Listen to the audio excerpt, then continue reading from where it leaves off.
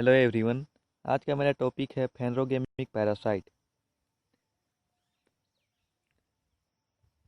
पौधे में अधिकांश रोग कवक, जीवाणु, विषाणु और सूत्रकृमि इत्यादि के द्वारा उत्पन्न होते हैं, परंतु कुछ पुष्पोद्भिद या बीज वाले पौधे परजीवी के रूप में जीवन यापन करते हैं और प्रमुख फसलों या पौधों या फिर वृक्षों पर आक्रमण करते हैं और उसको हानि पहुंचाते हैं।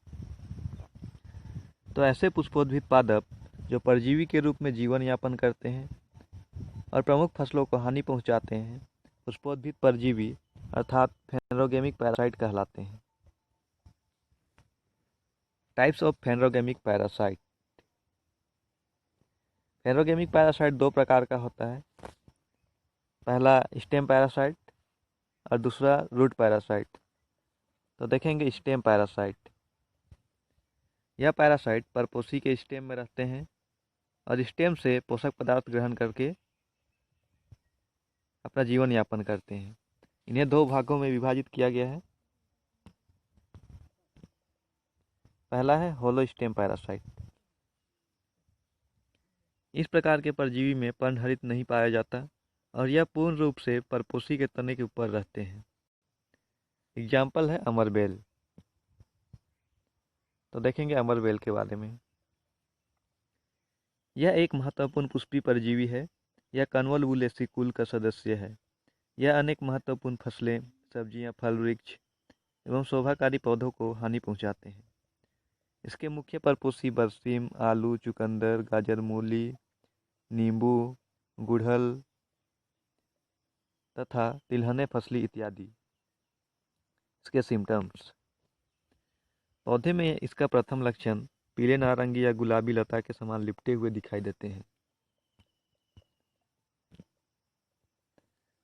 यह पौधे के तने में एवं भूमि के ऊपरी सभी भागों में लिपटे रहते हैं।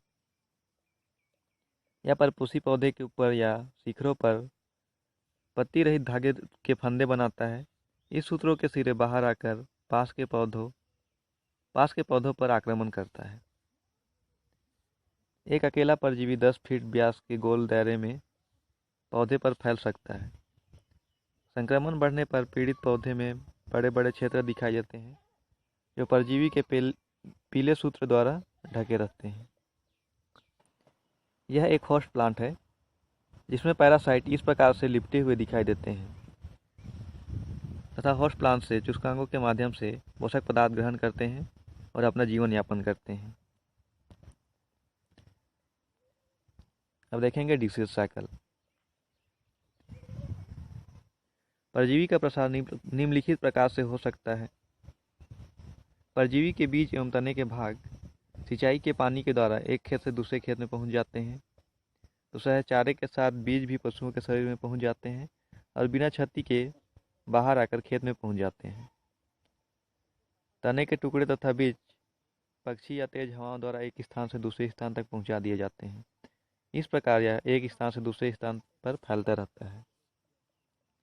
अब देखेंगे डिसीज मैनेजमेंट।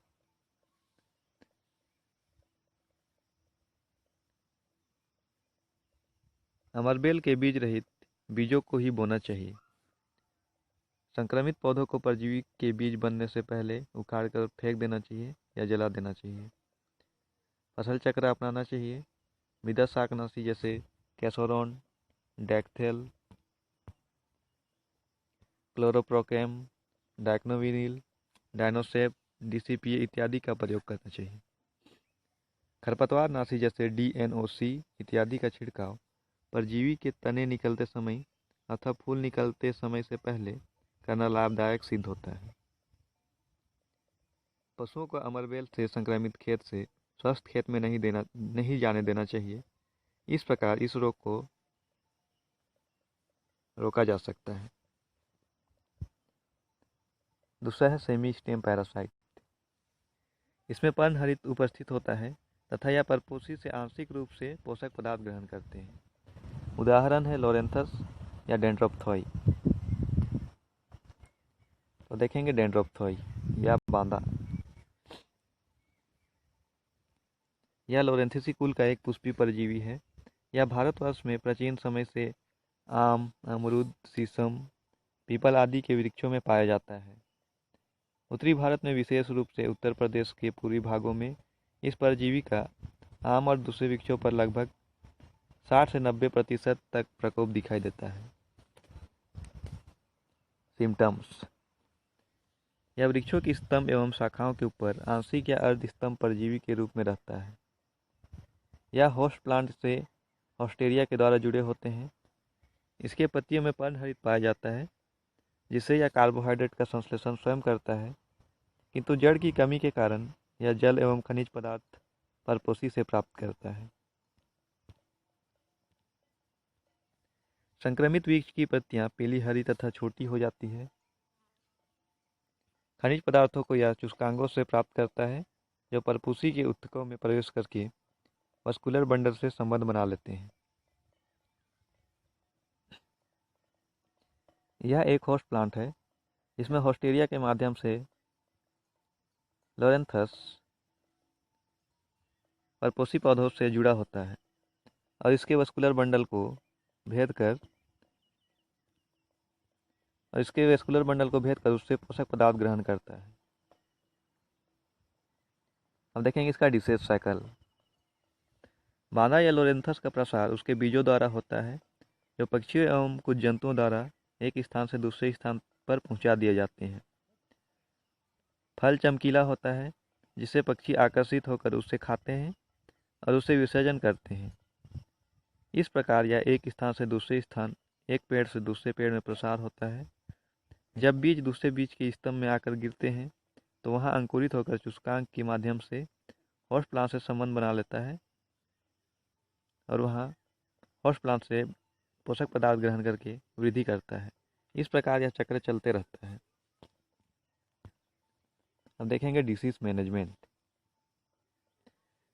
इसकी रोकथाम का यह सरल उपाय है कि समय समय पर वृक्षों की देखभाल की जाए तथा संक्रमण दिखाई देने पर संक्रमित शाखाओं को काटकर जला दिया जाए। आम के वृक्षों में इसका संक्रमण होने पर 30 से 40% डीजल तेल पायस साबुन के जल के घोल बनाकर छिड़काव करना चाहिए। संक्रमित शाखाओं में कॉपर सल्फेट एवं 2,4-D के घोल का छिड़काव करके भी इसे समाप्त किया जा सकता है। अब देखेंगे रूट पैरासाइट। इस प्रकार के परपोषी जड़ों पर रहते हैं तथा यह जड़ों से अपना पोषक पदार्थ ग्रहण करके अपना जीवन यापन करते हैं। इन्हें दो भागों में विभाजित किया गया है। पहला है होलो स्टेम पैरासाइट। इस प्रकार का परजीवी पूर्ण रूप से अपना पोषक तत्व होस्ट प्लांट से अपने जड़ से ग्रहण करता है। एग्जाम्पल है ओरोबैंकी या ब्रूम रेप, जिसे भूईफोड़ कहते हैं। तो देखेंगे ओरोबैंकी। यह एक मूल परजीवी है जो कि ओरोबैंकेसी कुल का सदस्य है।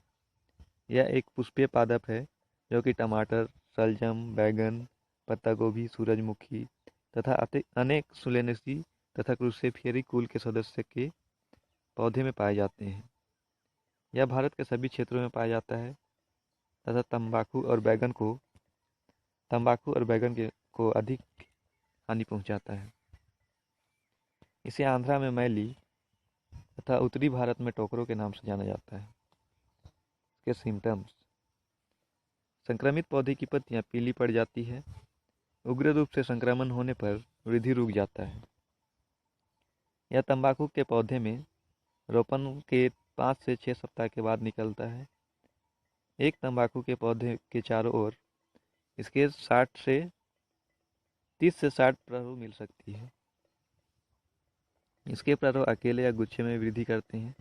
यह परपोषी की जड़ों में कोमलता के साथ फूले हुए कंद के रूप में जुड़े होते हैं।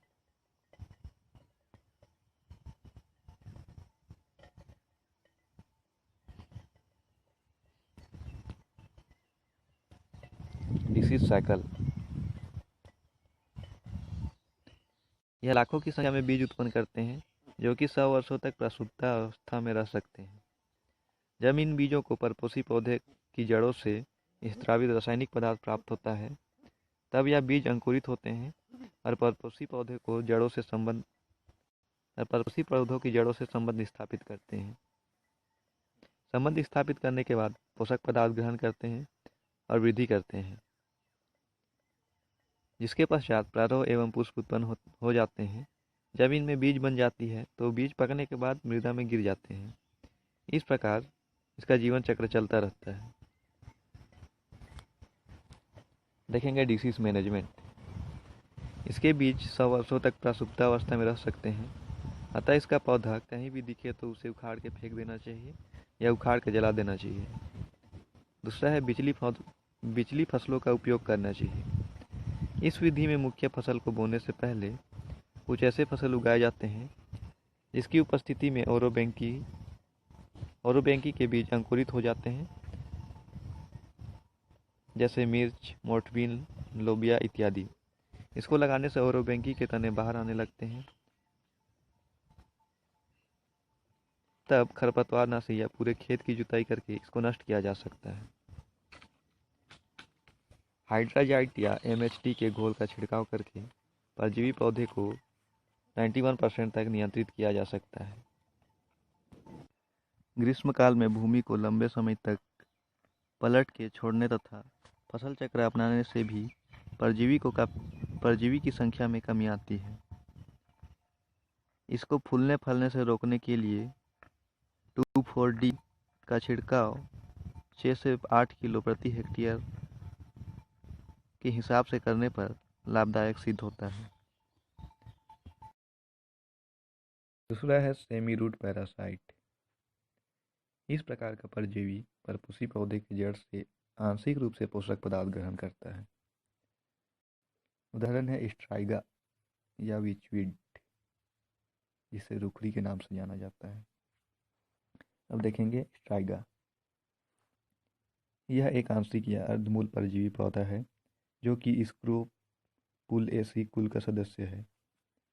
इस परजीवी को तालवी या तालुक के नाम से जाना जाता है। इसके मुख्य पूर्ववर्ती गन्ना, ज्वार, मक्का, बाजरा, धान, रागी तथा अनेक घास कुल के पौधे हैं। भारत में यह परजीवी बिहार, पंजाब, पश्चिम राजस्थान, उत्तर प्रदेश, महाराष्ट्र, मध्य प्रदेश, गुजरात एवं तमिलनाडु में पाया जाता है। कपास इस पौधे का परजीवी नहीं है, परंतु फिर भी स्ट्राइगा उगे खेत में कपास को बोया जाता है तो उसके बीज कम अंकुरित होते हैं। यह एक होस्ट प्लांट है जिसकी जड़ों से पैरासाइट इस प्रकार से जुड़े होते हैं और इसी जड़ के द्वारा पैरासाइट अपने पोषक पदार्थ ग्रहण करते हैं।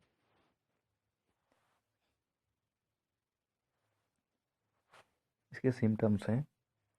खेत में स्ट्राइगा की उपस्थिति का ज्ञान उस समय होता है जब इसके प्ररोह भूमि से बाहर निकल आते हैं। इसके पर्ण प्ररोह परपोषी के चारों ओर एक या अधिक की संख्या में निकलते हैं। दूसरा है, इस परजीवी में पत्तियां पाई जाती हैं जिससे कार्बोहाइड्रेट का संश्लेषण स्वयं करता है तथा जल एवं अन्य खनिज पदार्थों के लिए परपोषी पौधे पर आश्रित रहता है।